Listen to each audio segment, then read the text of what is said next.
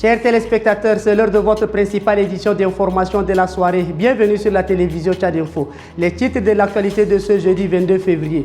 Le mouvement patriotique du salut, le MPS, a désigné le président de transition Mohamed Idriss Déby Itno comme candidat à l'élection présidentielle lors du congrès tenu le 13 janvier en N'Djamena. Jusqu'à nos jours, le concerné ne s'est pas prononcé et plus de 100 formations politiques adressent leur soutien à sa candidature. Les détails à suivre dans ce journal. Dinamo Daram et Yaya Dilo, deux responsables du Parti Socialiste Sans Frontières, mettent les membres du parti dans des interrogations sur qui de deux peut représenter le parti à l'élection présidentielle. Les détails également dans ce journal.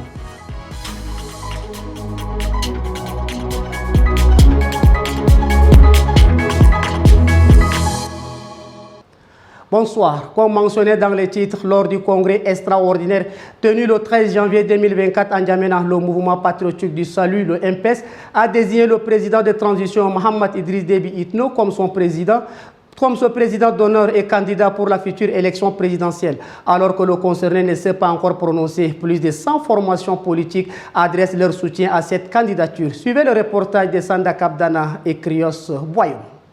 Ils sont plus de 180 partis politiques à se greffer au mouvement patriotique du salut pour appuyer la candidature de Mohamed Idriss Déby Itno à la prochaine élection présidentielle. Et leur nombre n'est pas stagnant. Pourtant, ce dernier maintient toujours le silence quant à sa candidature. Pour ce politologue, ce jeu politique n'est pas sans risque pour la démocratie tchadienne. Autour de cette potentielle candidature du président de la transition. Donc, on s'achemine petit à petit vers une élection présidentielle peut-être fermée. Peut-être qu'on se retrouverait avec une élection présidentielle où l'écrasante majorité des partis politiques soutiennent déjà à la base un candidat. Donc ça ferme presque définitivement le processus électoral qui n'a pas encore commencé. Mais en même temps, c'est presque suicidaire pour le processus politique parce qu'on se retrouverait dans une sorte de régime de pensée unique. Donc ce n'est pas bon pour la démocratie du tout. L'agenda n'est certes pas encore dévoilé, mais l'élection présidentielle devrait se tenir avant octobre 2024, qui marquera la fin de la transition et le retour à l'ordre constitutionnel. Le litige entre Dinamo Daram et Yaya Dilo, deux responsables du Parti Socialiste Sans Frontières, plonge les membres de cette formation politique dans des interminables interrogations. Qui des deux est légitime pour représenter ce parti à l'élection présidentielle qui se dessine? La rédaction de Tchad Info TV s'est intéressée à cette question. Ngena Ondoum Sentia et Boyom Krios. Elle a encore ressurgi sur la scène politique tchadienne. La guéguerre Dinamo Yaya Dilo. Depuis 2 ans, les deux anciens camarades sont en bataille judiciaire pour le poste de président du PSF. D'abord en 2021, Dinamo cède la présidence du parti à son ami Yaya Dilo à l'issue d'un congrès. Quelque temps après, ce dernier attaque en justice et réclame la paternité du parti. Le tribunal de grande instance de N'Djamena tranche et déboute Yaya Dilo de la présidence du Parti Socialiste Sans Frontières parce qu'il ne serait pas soumis à une enquête de moralité après son élection à la tête du dit parti. Le 6 septembre, le tribunal se rétracte et réhabilite Dilo. Tout de même, un accord de paix a été mis en place entre ces deux. Mais cela n'a visiblement pas marché. Aujourd'hui, Dinamo se proclame le président légal du PSF. Le président, c'est moi, légalement connu par la loi. Ça, c'est automatique. C'est connu, c'est la loi, la loi. La force reste à la loi. Maintenant, pour tous ceux qui sont plus forts que la loi, mais ils se verront avec l'État. Mais sinon, rien ne peut jouer sur les élections qui se profilent à l'horizon. Parce que bientôt, nous allons organiser un congrès. Et le congrès va donner mandat à quelqu'un qui va les représenter aux élections futures. De l'autre côté, Yaya Dilo tire aussi le drap de son côté. Et c'est à travers un point de presse fait ce 20 février par son avocat, Maître Noudias de Marius. Comprenez tout simplement que dans cette affaire, il s'agit de manœuvres orchestrées en vue de déstabiliser le parti et de décrédibiliser l'actuel président du PSF en la personne de Yaya Dilo Djerou Béti. Et cette fois-ci, le bras de fer entre les deux amis d'hier a refait surface à la veille de l'élection présidentielle post-transition où Yaya Dilo se prépare pour y candidater. La coordination des jeunes cadres du RDP a fait une déclaration à la presse ce matin. Elle indique soutenir les actions de la Cour suprême et exprime son souhait de voir l'actuel ministre du Commerce, Ahmad Abdelkerim Ahmad, à la tête de ce parti. Suivez un extrait de cette déclaration faite par Kori Abakar Kori.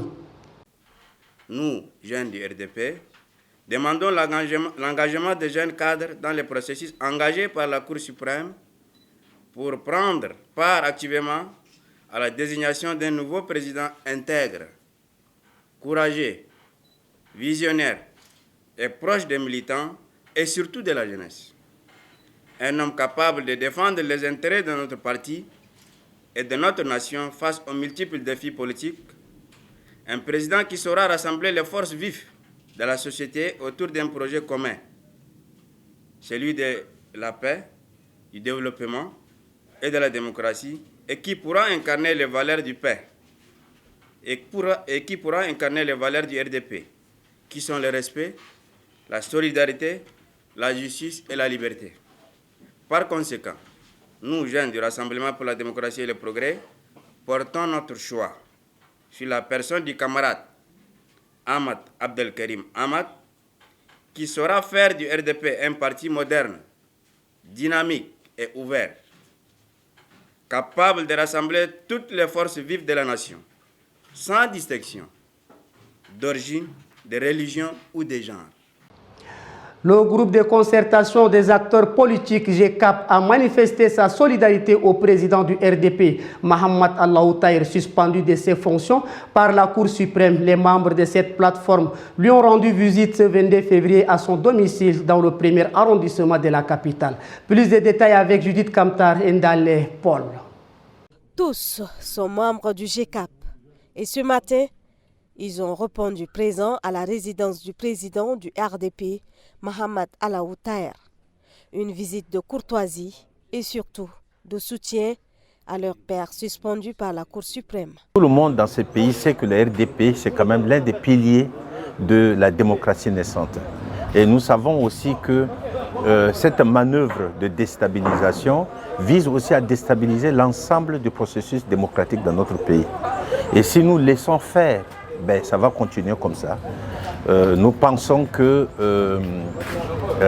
est de notre devoir de venir en solidarité, apporter notre soutien à tout le parti, à son président en particulier, et surtout lancer un appel de solidarité de toutes les forces démocratiques de ces pays, tout en appelant tous les camarades du parti de RDP d'être tous aussi solidaires.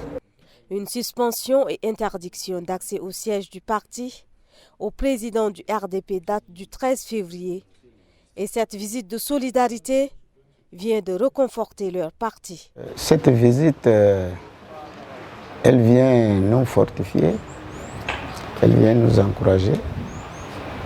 C'est une visite qui nous remonte le moral. Et ça nous dit aussi que la démocratie est menacée au Tchad. Donc c'est une solidarité que nous n'oublierons jamais. Au sortir de cette rencontre de solidarité, le GCAP se dit avoir reçu des informations fiables et détaillées. Il compte continuer avec cette lutte commune pour la démocratie.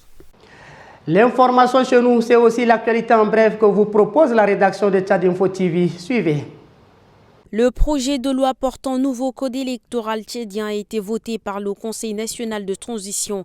Avec 173 conseillers nationaux présents, le vote s'est soldé par une large majorité de 167 voix pour, aucune voix contre et 6 abstentions.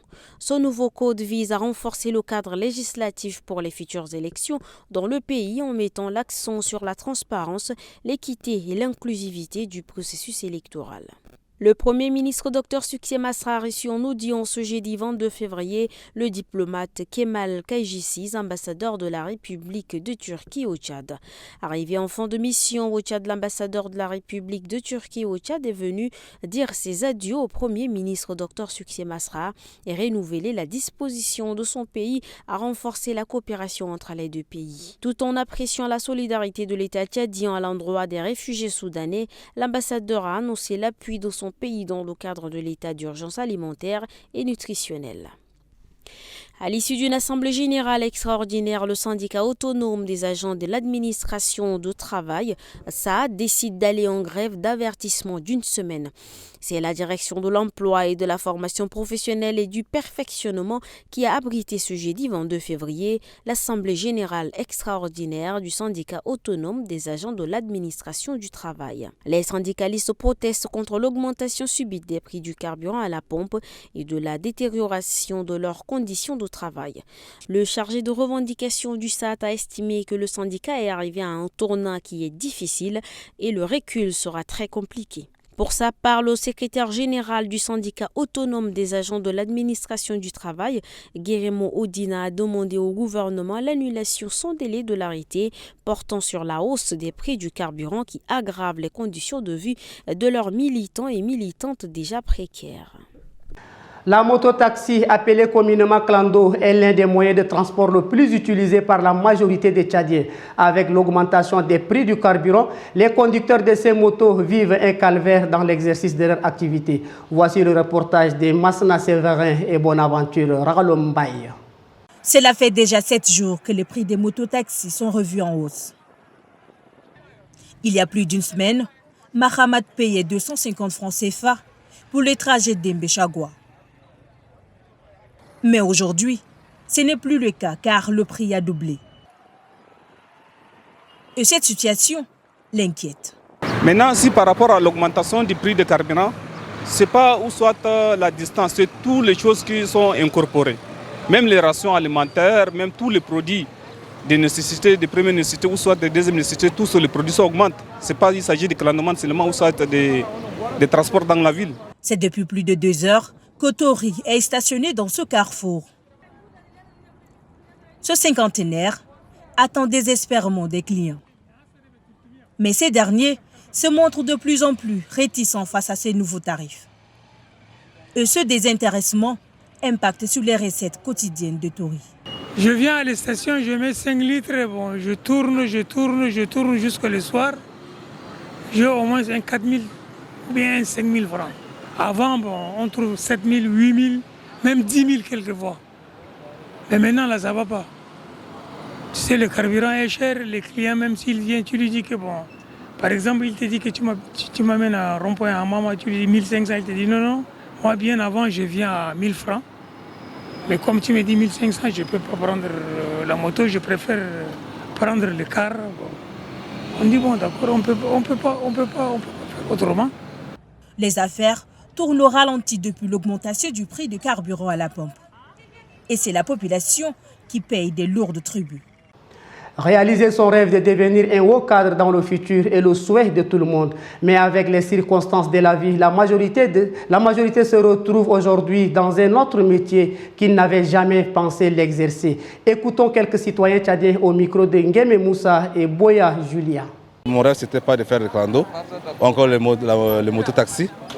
Mais c'est, comme je disais tantôt, c'est par nécessité qu'on le fait, pour se prendre en charge pour certaines obligations.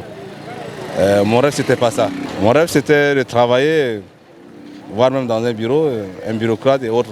Comme toujours, depuis toujours dans l'enfance, quand on fait l'école, on dit bon, je vais devenir ministre, je vais devenir ceci, cela. C'était des rêves, des ambitions, mais au fil du temps, on trouve que ces ambitions sont en train d'aller en éclat. Et c'est cela. Le travail de mon rêve, au départ, c'était pour devenir journaliste. Mais comme vraiment, le Tchad, c'est un pays vraiment qui est un peu compliqué. Et nous, les jeunes, quand on étudie, nous sommes abandonnés à notre triste sort. Il a fallu que vraiment on tente des concours par-ci, par-là, et puis s'accrocher là où on peut vraiment mieux gagner, quoi. J'avais l'idée maintenant de devenir un ingénieur. Je me suis dit que voilà, après mon bac, là, je vais suivre une étude sur l'ingénierie et devenir un ingénieur. Mais après, quand je suis arrivé en première, je me suis rendu compte que les études en ingénierie, ça coûte vraiment cher. Donc c'est ça qui a barré maintenant, qui devient maintenant un obstacle. Chers téléspectateurs, c'est tout pour cette édition d'information. Merci de votre fidélité et bonne suite de programmes sur Tchad Info TV.